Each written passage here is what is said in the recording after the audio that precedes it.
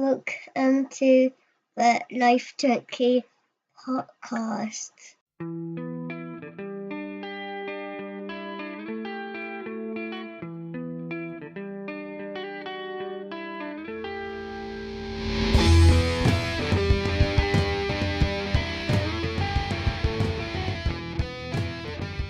Hi guys, and welcome to the Life Junkies podcast. So I'm here to review WWE Elimination Chamber. This week I am on my own. There is no Chris. He had work commitments earlier in the week, and then he went and has flown his family on holiday to Lanzarote. So I hope they're having a good time. I've been to Lanzarote; it's really nice, so they should do. So I'm in the middle of having a very busy day, YouTube wise, but also now podcast wise. It's in case you're wondering, it's Wednesday the 20th. I was going to record this Monday night, but I didn't get a chance to watch Elimination Chamber, and then Raw happened, which I watched.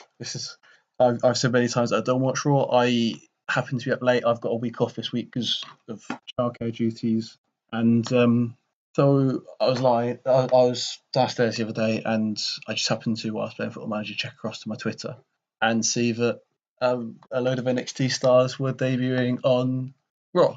So I popped across and joined Raw in the middle of a Ricochet tag team match. So I recorded it from there and watched the rest of it. And yeah, so I also caught an element of SmackDown. I caught the end of the tag team match, Gargano and Ciampa versus The Bar. So I will talk a bit more about that a bit later. But as you're saying, I've caught it today. Today I've made sure I've been busy. I got up the what did I get? I got up the preview podcast. I know I got up on Wednesday onto YouTube when the podcast was on Sunday, and the the audio version came up on last Friday.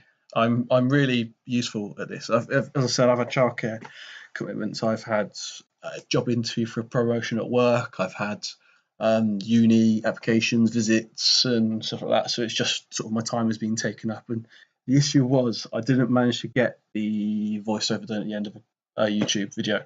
I was supposed to do it Friday night to get it all up then, but I had a friend make an impromptu visit who then stayed late. And I just didn't get a chance. Then from the weekend, I was on childcare duties, and that was that.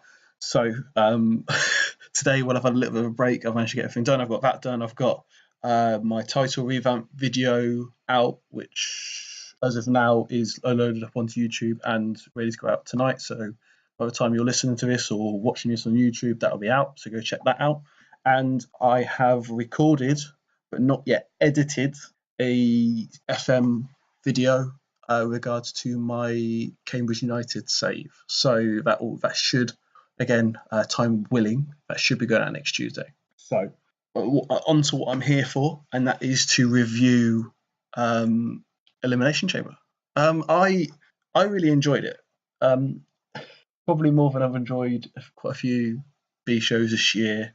It felt shorter, it felt more crisp overall, and that worked for me. That was really good. There's not much more to say about it really. Overall, I'd like to sort of jump into the matches to speak about them. I will, of course, have to sort of cut them in halfway to get my two parts, but there you go. So I'm going to stop here, leave you with my little in the middle soundbar, and I will come back to talk about the Cruiserweight title match. This is a Life Turkey podcast. So this is going to be really short and really sweet. I said on the preview that there's not much more you can say about these Cruiserweight title matches. The issue is they're all getting very samey. It doesn't help we've got the same wrestlers in, Kurzawa challenge for the belt in the four-way at Royal Rumble.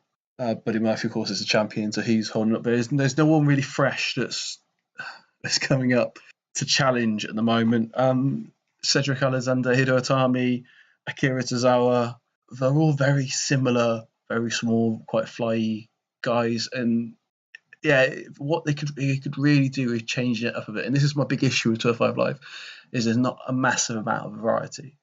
So there's nothing else really to pick out. It was a very enjoyable match, but it's at the point where it's much of a muchness now. It's you know what you're going to get. You're going to get a fairly decent fare, and this was the only match in the pre-show. So what else you don't do you? So yeah, Buddy Murphy won. Both me and Chris were correct. So yeah, there's not much more to say about that. I enjoyed it, but yeah, it was just what it was.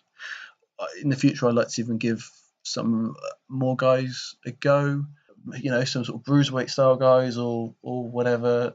Some of the NXT UK guys would be great to go up and to give Tyler Bate a run, or give Peter Dunne a challenge. Like the man has held the NXT UK belt for a long time. Send him up, have him fight Buddy Murphy on a champion match. Just do something, just mix it up a bit.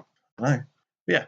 So we opened at the pay per view proper with the women's tag team titles, and you've got Nia Jackson Tamina versus the Riot Squad versus Rose and Deville, because I refuse to call them by the name that WWE gave them, versus the Iconics versus Bailey and Banks, because again I refuse to use their name, versus Naomi and Carmella. Right, I've said I'm going to refuse it, and while the boss and hug connection is bad, it's not awful. It's a reference to Rock and Sock, so it's not one of those where you just go, why? But the name that did make me go why was Fire and Desire. It's cringy, so cringy. Just there's nothing else there, but why? Like really? And this is, I don't know. I could probably sit here and take the SJW role of, well, this is them debasing women and it's all about their looks from Desire, and it's awful. It really is. And what's wrong with Rose and Deville? Like they don't need some. Not everyone needs some wacky tag team name. I'm sure Jackson Tamina had one, but I just missed it, and probably Naomi and Carmella had one as well. But why can't you just have Duda and Duda? Why do you have to be like the Riot Squad works? The Iconics works, but these are teams that they are long-term teams. They've been built up around these. They've come up as these. So one, you don't need to give Rose and Deville, of course, were a part of Absolution with a page which sort of disappeared. Even Absolution was bad, but Absolution was better than Fire and Desire. It's just no. So this, I really enjoyed this match. It was a lot better than I expected it to be. I would say that it was better than the women's title match, Elimination Chamber match from last year or the year before.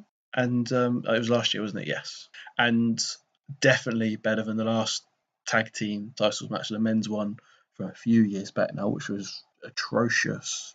I went back. I was watching some YouTube the other day, and they showed clips of it. Actually, it was something like the worst Elimination Chamber, or it was things that WWE wanted to forget about Elimination Chamber, and they showed a few clips from that, and I forgot just how bad it was. It was, yeah, no, that's not worth. His match. I had a bit of a, because I never used to get all of the WWE pay-per-views before the network. The only ones I brought were WrestleMania and Royal Rumble. So a lot of these B pay-per-views, and for B pay-per-views, you'd either get them or you wouldn't. With over here, Sky, half of them were on pay-per-view and half of them were on Sky Sports. I don't know how they made the decisions on what. I think it might just be random. So a lot of these pay-per-views I didn't see, and I didn't get a pay-per-view every month. It wasn't like that. So I was protected from how bad a lot of these matches were.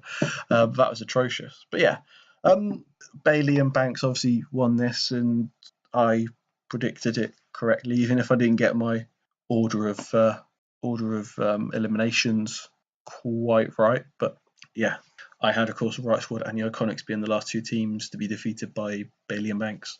Chris, my co-host, I'll run him down as much as I can while he's not here. I'm sure if he comes back for Fastlane or WrestleMania, then he'll have a moan at me. But because I know you'll definitely be listening to this.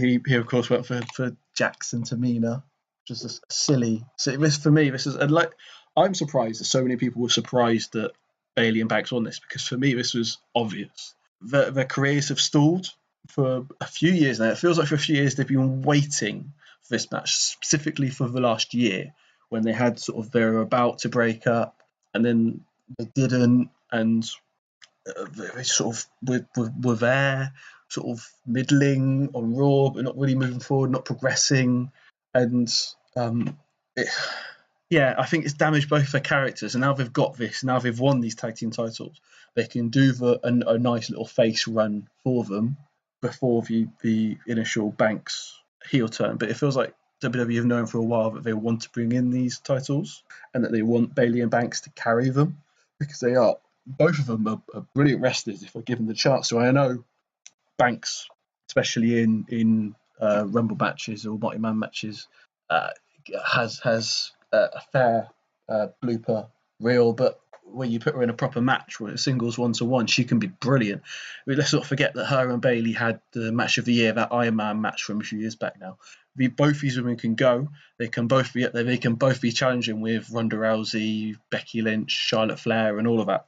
So to have them just sort of middling waiting for these titles, this is the point where I can kick on and move forward.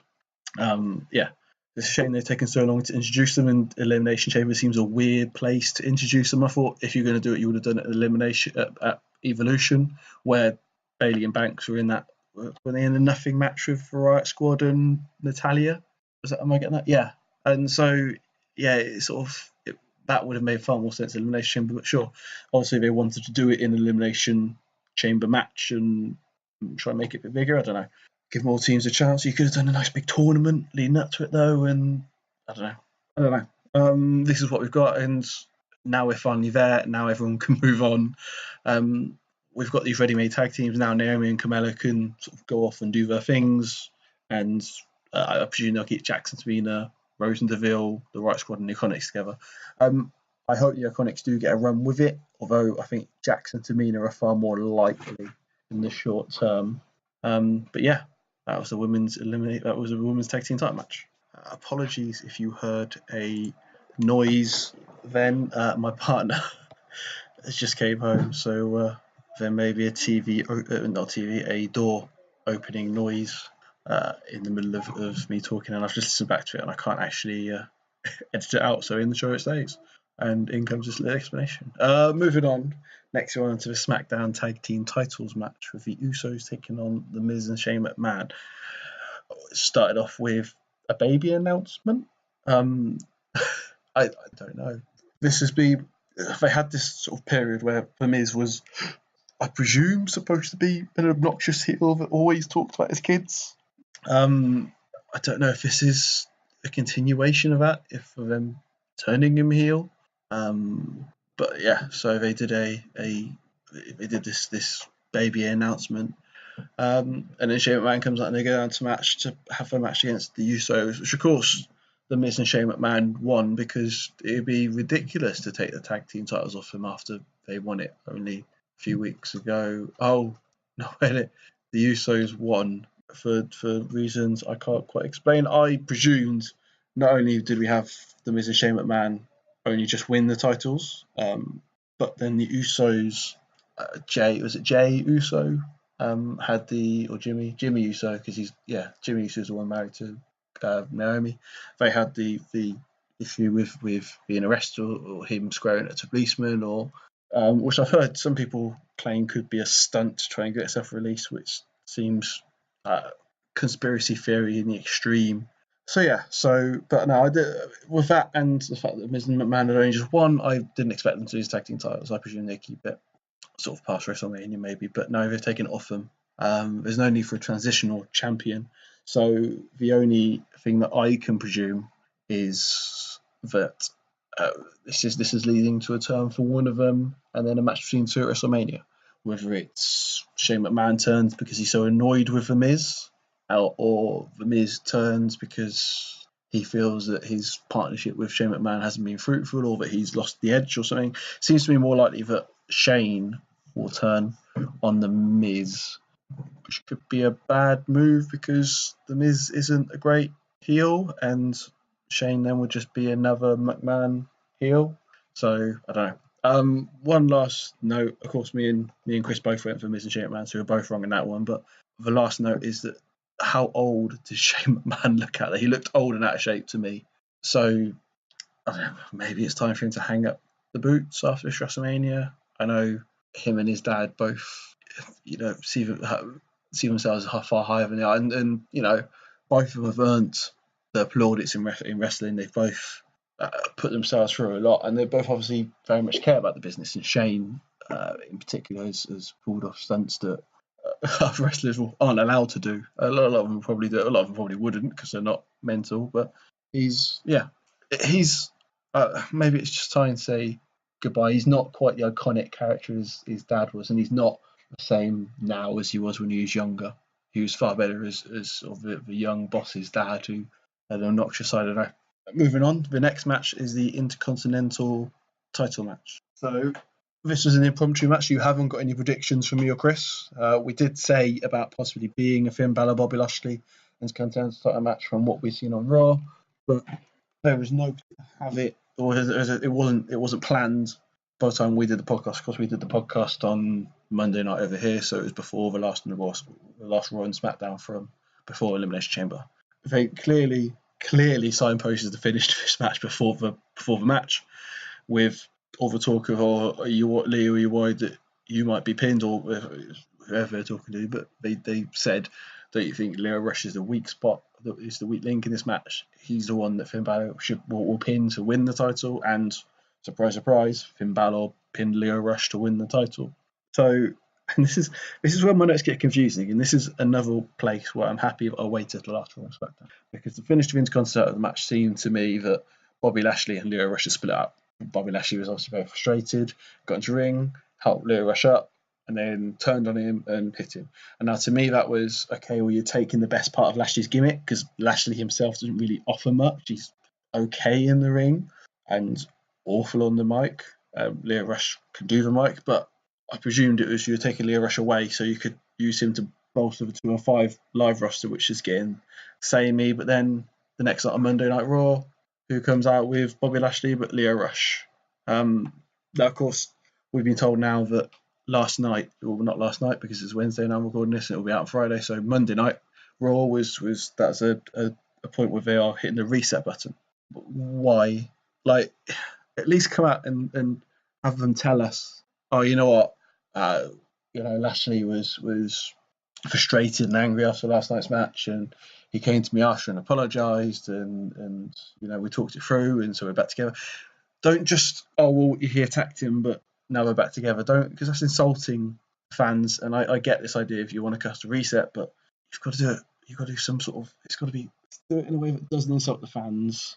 Do it in a way that makes sense. Not, oh, we're just happy to be back together now. You ignore last night, that pay-per-view that we had you all watch. No, it doesn't actually mean anything. It's stupid and insulting, as I've said several times in that last bit. So, I'm gonna cut off there. We've talked about 4 matches, and then I'll come back and I'll talk about the last 3 on the card, and I'll talk a little bit about the NXT call-ups as well. So, yeah, be back in 2 seconds. Yeah, listening to Life Junkies podcast. So, Raw Women's Title time. It's Ruby Riott taking on Ronda Rousey. So this is the thing we missed last week is the chat about Lynch, because there's no point, we could talk about a match, but the match was very quick, and I've got some thoughts on it being so quick, but I'll talk about it in a minute. But I want to talk about about Becky Lynch and where they've gone here. And now, of course, the Raw after we recorded. I got a message from Chris saying, Mike, I think we should have waited. Of course, we couldn't have waited because Chris was working, so he wasn't around to record, so it would have just been me again. And as you're listening to me now, you're learning why that would have been a bad idea and what is a bad idea now. But so what happened on that Raw was that Becky Lynch was suspended for 60 days. Chris's original suggestion was maybe Lynch is injured to me, but I had a sort of a look around the wrestling news sites, and there is no talk of an injury, so it says to me that that's a storyline. My reaction to Chris was that maybe we'll see Becky Lynch go on a rampage, and that way we'll see her put into the Charlotte versus Rousey match because they can't control her. And then they say on Elimination Chamber, last night at a WWE live event, Becky Lynch came out and got involved in Charlotte Flair's match with, I think it was Oscar, and Charlotte Flair attacked her and injured her knee. Which seems, again, the way they're handling it seems odd. And then Elimination Chamber after the match, she came out and attacked Flair with a crutch and invited Ronda Rousey to help on the beatdown on Flair, which why Ronda Rousey, when face, would join the beatdown on Flair. I don't know. I know she's got this sort of badass, take no names sort of character, and Flair has beaten her down in the past, but it's, to join in on a 2-on-1 attack as a face doesn't seem to make sense to me. But anyway, she went for it, and Lynch attacked her as well with a crutch and drew blood on both women, as Flair's arm and Rousey's head. So she might be in legit trouble for both of those, particularly Rousey's head. So this was now the Rampage, I presume, but then we haven't seen anything from her for the last two. It was this Raw and this SmackDown. We haven't seen anything from her. So I don't know. I don't know what I don't know. They don't seem to have a coherent plan for any of this. Talking back to the match, my first thought about Rousey was why she dressed as Roman Reigns, which is they're worried about her becoming the new female Roman Reigns because she's not getting the positive reaction that they would hope that she'd get, mainly because she's going up against Becky Lynch. But then she comes out pretty much dressed exactly like Reigns did. Now, I'm told this was a comic book character that I am unaware of. I had the name, someone said the name in some form of media that I was watching or listening to, but I've lost it now. And apparently Lynch was dressed as Dark Phoenix or something, which again I mentioned the other week with NXT with Johnny Gargano and Tommaso Ciampa. So, but she looked just like Roman Reigns to me, and then destroyed Wyatt in like a minute 30 or something like that. This then on Raw they had a rematch which went a little bit longer, went just over 5 minutes, which is a lot better. I'm wondering whether they cut this match. They said, all right, just go out and just you can have a redo on Raw, because they needed to get the match out, but maybe for a cut of time, maybe the Women's Elimination Chamber match went on for too long. Maybe Bobby Lashley took too long before he took out Lio Rush. I don't know, but it looked to me with having the match on Raw that it was cut for time. But then Michael Cole said, it's becoming a tradition now that Rousey defends her title against whoever she faced at the last pay-per-view on the next Raw. So, I don't know. Maybe that's just a thing that they're doing now. Moving on, we had the no DQ match with Baron Corbin and Braun Strowman. By the way, the last one, me and Chris both said Ronda Rousey, so we both one up on that. Struggling, but one up. So, anyway, Baron Corbin and Braun Strowman. So, another impromptu match. No, nothing from me or Chris, no predictions or anything like that. My first thought was, we've already seen these two in an OGQ match at TLC. That was the one where it cost Baron Corbin his job and gained Strowman a title shot or a chance at a title shot or something to do with a title shot that he never got in the end. And it's also, not only is this the second OGQ match we've seen from these guys, but how many Braun Strowman and Baron Corbin matches can we have? They seem to love a repetitive Corbin feud where they just put him out there. He's not even that good in the ring. You know, if he was good in the ring, if he was even Seth Rollins level good in the ring, or then I could get it. Cool. You're putting someone out that you know is going to give you a good match, but Corbin's not. He's not very good. And Strowman, for being a great character and being a brilliant strong man, being a brilliant powerhouse when it comes to wrestling, he's not an imaginative wrestler. So to have these guys go out game match after match after match, it's worse than, at least Finn Balor is someone that knows his way around the ring, is intelligent enough to do something different each time to be able to mix it up. These guys don't have it. And then what did this match do for anyone? For people who didn't see, Strowman came out, and then Corbin came out, and they got into a fight, and then Drew McIntyre and Bobby Lashley both came out to assist Corbin. Which I've got on my notes is, now we see why Lashley has dropped Rush, but now Lashley's back with Rush and not with Corbin and Drew McIntyre. Now Drew McIntyre's on his own again and Corbin's on his own again, and there's no sense to anything anymore. But this match didn't help, or it didn't help anyone in this match. There was no progression in this match. It was pointless, completely pointless and boring. So if we go back, the Riot Rousey match was, it was a very quick match. It punked out Riot a bit. Riot, who I'm a big fan of, by the way, but the beatdown after it had sense to it. Finn Balor, Lio Rush, match, that's right. It was a decent match, and it had a purpose because, it seemed to have a purpose because it moved the title onto Finn Balor and broke up Rush and Lashley. SmackDown Tag Team titles again was alright. Usos are brilliant. The Miz is brilliant, and McMahon is a McMahon. And then the women's Elimination Chamber match, they all had a point. There was all some reason for them. They're all enjoyable in some way. This was none of those things. It was pointless. This team of Corbin, Lashley, and McIntyre, which they've now dropped, to me had League of Nations vibes, and we all saw what a failure that was. And then, look, why are they following Corbin? He's not GM anymore. He has no position of power. He's not even a veteran compared to them. Compared to these guys, they are the veterans. Lashley and Drew McIntyre have been around WWE for a lot longer than Corbin has. So why are they following him when they're his superiors in every way? It just makes no sense. Because he wears a shirt? I don't know. I don't know. Yeah. Corbin won through shenanigans, and we go on. And they had another match on Monday Night Raw, because why the hell not? We've got 3 hours to fill. We'll just chuck them out there. Yeah. This is followed by Lacey Evans doing her best Emelina impression. This is really funny. I was watching this on Monday night, and I saw her coming out. I heard the music, looked up, and Lacey Evans, cool. Lacey Evans coming up, brilliant. I think I looked down, and I was waiting for her to get down the ramp. I had a little bit on Foot Manager, and then by the time I looked up, it was all over.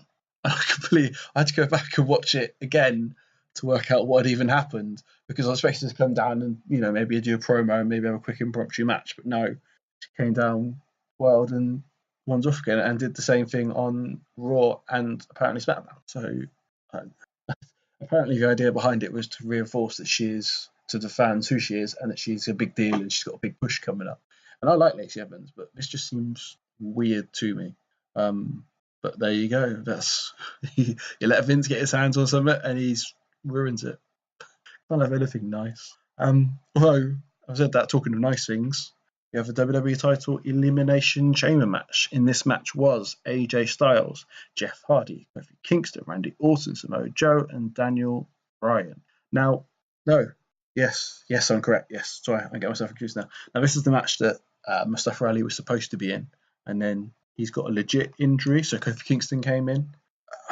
It sort of begs question to me is, why wasn't Kofi or Big E in this match anyway? The New Day have been one of the biggest things that we've had in a long time. Kofi Kingston and Big E are both brilliant wrestlers, and Xavier's a very good wrestler himself, but I don't think he's world title standard. I think both Kofi and Big E are or can be. They're not doing anything at the moment, so why not have them in this match? Why? I don't know. So Samoa Joe's first out. I presume they hate him at this point. There's no other reason for how they treat him. Next to go, I believe, was Jeff Hardy. Back to Samoa Joe. No, back to Samoa Joe. He's brilliant. And while looking for stills for my most recent, for my video that I've got coming up tonight, so last Wednesday, for the WWE title revamp video, and I went to SummerSlam from the other year where it's Brock Lesnar versus Joe and Strowman and Roman Reigns, and you look there and Brock still is Brock. Roman is, Roman's dealing with his issue, so it's not fair to talk about him, but Strowman and Joe, like they've just got this vibe of being, we are big tough guys. We're going to mess you up. We are the 4 strongest guys, not just on the Raw roster. We are the 4 strongest guys in wrestling. We are here. We are hard. And now Strowman's getting punked out to Corbin every week. Samoa Joe is getting punked out by everyone every week. And they've lost that aura of invincibility. Both these guys have deserved the title, and neither of them are getting it. Now Samoa Joe is the first out. And I know in a match like this, with the amount of star power you've got, it's hard to choose someone to go out first. But probably there's better options than someone like Samoa Joe. Jeff Hardy, who at this point is part-time, and I love Jeff Hardy. I've talked about how much I love Jeff Hardy. Jeff Hardy and CM Punk are my 2 favourite wrestlers of all time. And, I'd love to see Jeff Hardy get another title chance. I had the Armageddon where he won his first WWE title. That's the only, other than a WrestleMania DVD, that's the only wrestling DVD that I brought for myself, because it was a massive moment for me in my wrestling fandom. But he's only part-time at the moment. He's not. There are obviously no plans for him. So why not have him go out first? why not have Randy Orton go out first too? It doesn't really harm because he's a veteran at this point. He is well established. So you can have him go out first. You don't need to, and you've got no big plans for him because please don't have any big plans for him. He's just so bland and boring. Why Samoa Joe? Makes no sense. And then Jeff Hardy does a very painful looking swanton bomb onto someone who was caught up on the corner.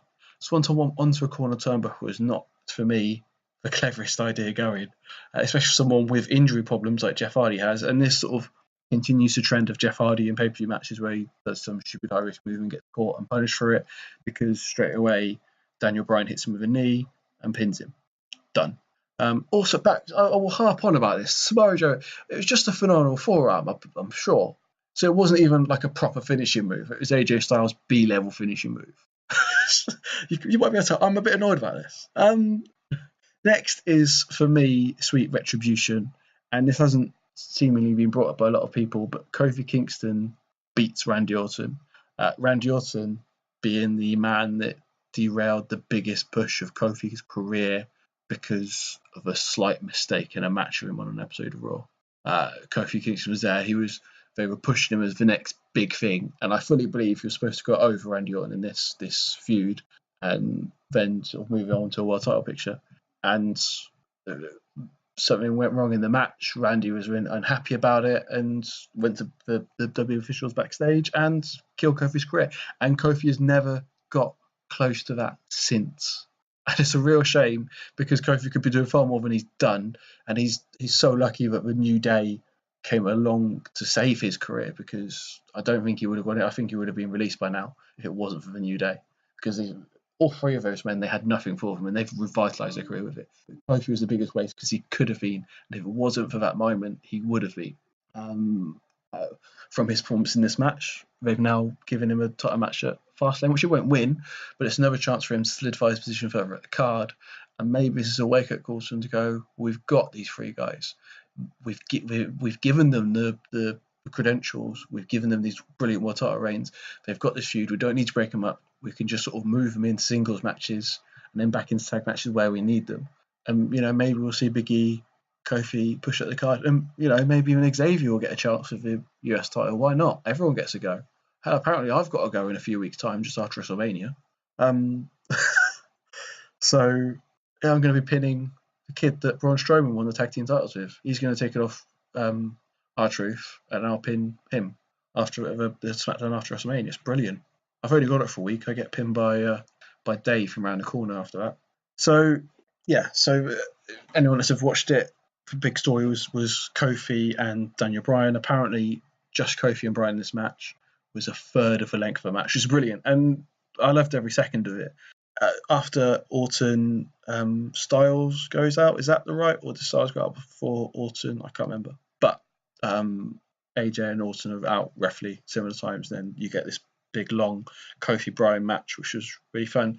I do wonder if this was the story that was that Ali was going to get if he hadn't been injured. If he was going to go and be sort of the Iron Man, so to speak. I know Daniel Bryan was the real Iron Man because he started the match, but if this was his story, if he was going to go long in the gauntlet match and then again long in the Elimination Chamber and have that rub, and then they would have moved on and he would have been in a decent place in the card, similar to, and I think I said it last week in regards to on the preview, reminds me of the CM Punk, Jeff Hardy, John Morrison feud, where you had these two legitimate bona fide headliners, which were CM Punk and Jeff Hardy at the time. And no matter what you thought of them, and no matter what WWE's thoughts of them, because obviously WWE have never fully backed either of them. Jeff Hardy for very good reasons, and CM Punk because they didn't like his personality or didn't rate him or whatever. And then you had John Morrison, who was the up and coming, and again, John Morrison had done far more. He'd been multiple time tag team champion with Eminem and The Miz, but that was his big moment. He'd only been mid card level before that, and this was him moving forward and being moved to a world title, and that was his elevation. But just getting the rub from these guys, he didn't need any more than that. And he went to mess it all up by getting into an argument, which is stretches because Melina was a psycho. But yeah, so you wonder if this was what was planned for Ali. But yeah, it was really fun, and Really good. Both me and Chris had Daniel Bryan in our predictions, so we both get a point. And yeah, I enjoyed it anyway. So that's the pay per view as a whole. Again, as a whole, I enjoyed it. Corbin Strowman being a big issue for me. Riot and Rousey maybe a less issue, but in general, I enjoyed it. Me and Chris, 1, 2, 3, 4, 4-3 to me and Chris. So obviously, I am by far the better fan, and Chris isn't here to argue with me. So stick that. Hi guys, this is Mike from the future, and by Mike from the future I mean Mike from about 5 to 10 minutes after finishing recording this episode. You're hearing this in the middle. Basically, I started editing and then realised I forgot to talk about the NXT call-up. So I'm editing this bit at the end. I'm putting this forewarning on because I'm not very good at editing, so it might sound a bit weird. So let's talk first about Ricochet. He was the first one I saw. He had the tag team match, which came out in the tag team match with Finn Balor against Lio Rush and Bobby Lashley. I quite enjoyed that. I don't know if he got a bit of a mic time before. I don't know what he did, and I know he was on SmackDown, but I didn't see that. So, from what I saw, I felt that he was the best booked out of all the NXT call-ups. He was allowed to go out, showcase his skills a bit, and do a little something. I have to say at this point that I didn't see the preview packages that they put up at the start of Raw. I think the announcing them obviously shows a lack of faith from Vince's eyes. Obviously, he doesn't watch NXT, so he presumes no one else watches NXT. And apparently, Michael Cole's narration over those packages was bad. So, Ricochet got away the best. And then I'm going in the order that they appeared on Raw. So, next we get Gargano and Ciampa, who are in a weird backstage segment with Rude and Gable and the Revival. So Rude and Gable are moaning that they had a chance before them, and then the Revival come out and talk about the history and whatever else, and reference is made that Gable has beaten DIY, and yeah. So then my issue with this is it didn't, for me, play into the characters of Gargano and Ciampa at all. They're very much being pushed as faces on the main roster, which when they're sort of heel, sort of a bit dark and a bit. You've got to make it work, and the reason they're so good at NXT is because they have these characters and because they do these characters so well. When you suddenly just go, oh, here's these guys, and fine if you put them as DIY and had them come up as that, would have worked perfectly. But that's not their character. They are not DIY. They're not even bad DIY at this point. They are their own singles wrestlers in their own style. And Cody Rhodes tried to make some reference to this, I believe, on the SmackDown match. No, it was on the Raw match because he was talking about how Revival have improved as a tag team since then. Obviously, being treated like rubbish on the main roster improved as a tag team apparently. And then he made reference of the fact that both Gargano and Ciampa have improved as singles wrestlers. Fine, made complete sense. But again, the match for me didn't quite grab me. I know this. I got this message from Chris about it. He said, "Oh, have you watched Raw? This is on Tuesday morning over here UK time. So if you watched Raw, it seems you would have loved some things that happened last night." Or and I said, "Oh, just so happens I've got to recall because I was up and I managed to catch that something was going on." Maybe it's my expectation too much, but I feel if you're going to bring them up, you need to do it properly. And I didn't feel the weird way they did it was the right way. We didn't stay true to the characters, and then Black comes up and he's got that weird. And this might be something he has in NXT, and it just doesn't bother me because it's a smaller thing. But he's got the weird sort of like coffin lifty uppy thing. And I kind of have a feeling if they're still willing to put money into pyro and stuff like that, to have him come out of a floor in a sort of a Brood-esque way would be far better than some mechanism that pushes him up. And I think he fared the best out of all of them. He beats what's his name, Elias, who now has turned heel again. I thought he was a face, but now he's again heel. Beat him in an okay match, and then he beat Andrade Cien Amos, which seems really harsh, but Andrade hasn't sort of had a chance on the main roster. While I agree, I think Black is far better than Andrade. Both these guys can go against each other. They've proven that. So why not let them? Why have him punk him out on his first night? And apparently they're all going to be. These four are going to be now wrestling on NXT and SmackDown, which has confused plans on NXT a bit. It seems that Vince has done this off his own back and sort of blindsided Triple H with this. And apparently the Raw match was supposed to be Ricochet versus Balor on a singles match, and Triple H made the call at the last minute to change it to a tag match because he felt that, and quite sensibly, felt that it wouldn't make any sense to have either man go over the other. Ricochet because he's debuting, and Finn Balor because he's just won the Intercontinental title, which to me shows how much more Triple H has his finger on the pulse than Vince does. So, yeah, apparently Black got the best reaction out of all of them. It doesn't help that the Raw crowd was awful on Monday night and no one got anything from them. So it's probably the wrong night to debut them. Apparently in 2 weeks' time they're going to be in Philly in the NXT area anyway, so why not have them go out then? I don't know, obviously Vince, for the sounds of it, it's Vince pushing the panic button because ratings keep falling, and it's one thing ratings falling a few months ago before, in November and December, because there's always a lull at that point, and it's fine because we're about to get Royal Rumble to go up. But now we're in WrestleMania season, we're past Royal Rumble, we've got, one more pay-per-view because we need to cram as much as we can in before WrestleMania, and ratings are still going down. So he's panicking a little bit and hot-shotting a few guys up. We'll see. I've always said Black has the highest ceiling out of all four of these guys. I'm not a massive Ricochet fan. I like him, but he hasn't done anything that makes me go, he's my man. Whereas, Gargano, Ciampa, and Black will have. So we'll see. But it seems odd pushing when Ricochet is about the same size as Lio Rush, and Lio Rush is pushed to be so weak, whereas Ricochet and Finn Balor are so strong. And it doesn't. The whole thing didn't. It's booking. It's honest, but yeah, that was my NXT thoughts, and I will now splice this in and we'll go straight to the outro after now.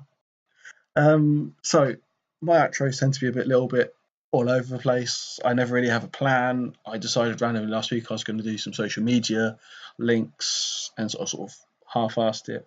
I've actually written an outro onto the show notes now, and now I'll be there going forward. So this is my far more concise and far more organised outro. I'll probably still do the weird bye a few times at the end because that's what I do. Social media links, you can find me on Twitter and Instagram at Brazier25. That's at Brazier, Brazier 25. It's on Twitter and Instagram. You can find the Life Junkies on Twitter at _Life Junkies. That's at THE_LIFEJUNKIES. That's Twitter. We were on Instagram. We still do have an Instagram, but I'm not using it anymore. My Instagram is going to roughly work as the Life Junkies Instagram, but it's not. I'm not going to post, we've done this vlog, we've done that vlog. On my Instagram, I will just post. It'll be mainly food and beer related stuff, and maybe the odd thing of what I'm doing on the podcast at the moment. You can find the Life Junkies on Facebook. The Life Junkies, was it not the Life Junkies 25? Have I messed this up already? I think I've already messed it up. I'm going to check on that while I give you the blog. If you want to read what we do, then you can go to the Life Junkies 25 don't put an at in it. It's the Life Junkies 25.wordpress.com. That's again, I don't need to spell the Life Junkies out. It's 25 is numbers. So the Facebook is the Life Junkies 25. So I've messed that up again. So I'll put that in for further notice. You won't get this. I'll do this better next time. I'll need to do this better next time, because if my plan for next week comes through, then it will be quite a serious podcast, and I need to be professional. That scary word, professional. You can find back episodes of this podcast on YouTube. We don't tend to keep it up on SoundCloud very long, simply because I can't afford the money, or I haven't got enough listeners for me to justify buying SoundCloud space. So I only get about 300 minutes. So one or two podcasts. I think the most podcasts I've had was 3. When I first started doing it, I managed to squeeze on there, but no, it's normally only 1 or 2 are on there at a time. So you're not going to find us on Apple Podcasts back catalogue. The best place to get our back catalogue is YouTube. And if I get to a point where I can pay for SoundCloud, then all my back catalogue will go up there, and you'll be able to get it. But for now, it's just on YouTube. Talking of YouTube, I have a YouTube video which will have gone up a few nights ago, or last week, or whenever you're listening to this, it went up. It is the WWE title belt revamp. So, depending on if you're watching us on YouTube now, it will be up on the screen for you to click somewhere. If not now, then in a second. If you listen to us, then go to YouTube and find it and watch it. It took me 2 hours to edit the video all together. So, yeah, go check that out. And I've enjoyed doing this solo podcast. Hopefully, next wrestling podcast I will be joined by Chris again, and I have a little something lined up for the next 2 weeks that is non-wrestling related. So check us out. Cheers, guys. Bye bye.